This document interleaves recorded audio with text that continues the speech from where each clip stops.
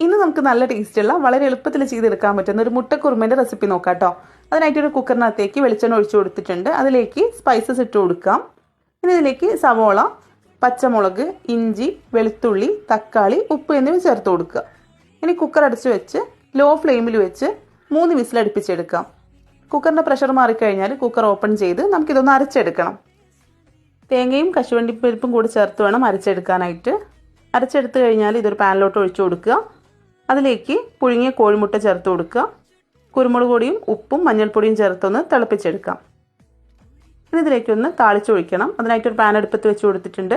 അതിലേക്ക് വെളിച്ചെണ്ണ ഒഴിച്ചു കൊടുത്തിട്ടുണ്ട്. ചെറിയുള്ളി നല്ല ഗോൾഡൻ ബ്രൗൺ കളറായി വന്നു കഴിഞ്ഞാൽ കുറച്ച് കശുവണ്ടിപ്പരിപ്പും കറിവേപ്പിലയും ചേർത്ത് താളിച്ചൊഴിച്ചു കൊടുക്കുക. അടിപൊളിയായിട്ടുള്ള മുട്ടക്കുറുമ റെഡി ആയിട്ടുണ്ട്.